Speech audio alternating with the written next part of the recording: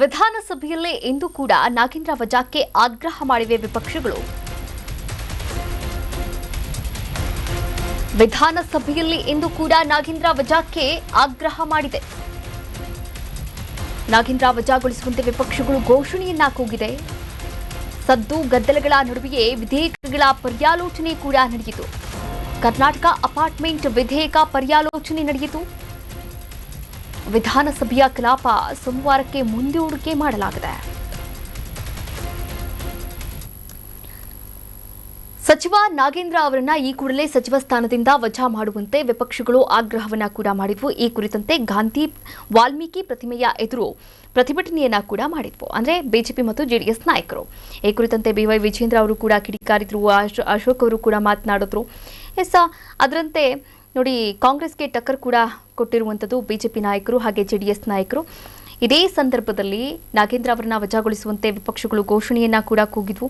ಹಾಗೆ ಕರ್ನಾಟಕ ಅಪಾರ್ಟ್ಮೆಂಟ್ ವಿಧೇಯಕ ಪರ್ಯಾಲೋಚನೆ ಕೂಡ ನಡೆಯಿತು. ವಿಧಾನಸಭೆ ಕಲಾಪ ಸೋಮವಾರಕ್ಕೆ ಮುಂದೂಡಿಕೆ ಮಾಡಲಾಗಿದೆ. ನಾಗೇಂದ್ರಗೆ ಹೆಚ್ಚುವರಿ ಜವಾಬ್ದಾರಿಯನ್ನ ಸರ್ಕಾರ ನೀಡಿದೆಯಾ? ನಾಗೇಂದ್ರ ಹೆಗಲಿಗೆ ಇದೇ ಮತ್ತೊಂದು ಸಚಿವಾಲಯ. ಯೋಜನೆ ಮತ್ತು ಸಾಂಖ್ಯಿಕ ಖಾತೆಯನ್ನ ಹೊಂದಿದ್ದಂತಹ ನಾಗೇಂದ್ರ ಕಲ್ಯಾಣ ಕರ್ನಾಟಕ ಅಭಿವೃದ್ಧಿ ಸಚಿವಾಲಯದ ಜವಾಬ್ದಾರಿಯನ್ನ ಕೂಡ ನೀಡಲಾಗಿದೆ.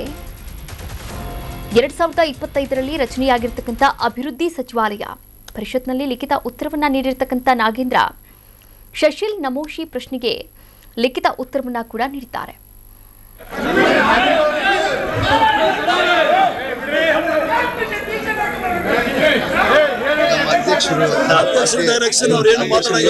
ಏನು ಮಾತಾಡಬಾರ್ದು ಅಂತ ಹೇಳಿದ್ರೆ ನಾನು ಏನು ಯಾಕೆ ನಿಮ್ಮಿಂದಾಗಿ ಒಂದು ವಾರದ ಕಲಾಪ ನಡೆದಿಲ್ಲ ನಾಗೇಂದ್ರ ಅವರೇ? ಈಗ ಎಲ್ಲ ಕೂಡ ಪ್ರಕರಣ ನ್ಯಾಯಾಲಯದಲ್ಲಿದೆ. ನಾನೇನು ಮಾತಾಡೋದಿಲ್ಲ ಹೇಳಿದ್ದೆ ಅಲ್ಲ. ಓಕೆ ಸರ್, ಅಧ್ಯಕ್ಷ ಡೈರೆಕ್ಷನ್ ಏನು ಇರ್ಬೋದು ಸರ್. ಅಟ್ಲೀಸ್ಟ್ ಈಗ ನಿಮ್ಮ ವಿಚಾರವಾಗಲ್ವಾ ಸರ್? ನ್ಯಾಯಾಲಯದಲ್ಲಿದ್ದಾಗ ನಾನು ಏನು ಮಾತಾಡ್ಬೋದು ಅಂತ ಹೇಳಿ ನನಗೆ ಡೈರೆಕ್ಷನ್ ಬಂದಿದೆ. ಅವರು ಸದನದಲ್ಲಿ ಚರ್ಚೆಗೆ ಬರ್ಲಿಕ್ಕೆ ತಯಾರಿನೇ ಇಲ್ಲ. ಅವರು ಬರೀ ಒಂದು ಈ ವಿಚಾರವನ್ನು ಇಟ್ಕೊಂಡು ಅದನ್ನ ಸಮಯವನ್ನು ಹಾಳು ಮಾಡ್ತಾ ಇದ್ದಾರೆ. ಅದಕ್ಕೆ ನಮಗೆ ಇದಕ್ಕೆಲ್ಲ ಕೂಡ ನಾವೆಲ್ಲ ನಮ್ಮ ಪಕ್ಷ ಸನ್ನಿಧವಾಗಿದೆ. ಕೋರ್ಟ್ ಅಲ್ಲಿ ಪ್ರಕರಣ ಇದೆ. ಆ ವಿಚಾರಗಳನ್ನ ನಾವು ಹೇಳ್ಬೇಕು ಅನ್ಕೊಂತೀವಿ, ಅವ್ರು ಬರ್ತಾ ಇಲ್ಲ. ಅದನ್ನ ಸುಳ್ಳು ಆಗ್ತಾ ಇಲ್ಲ.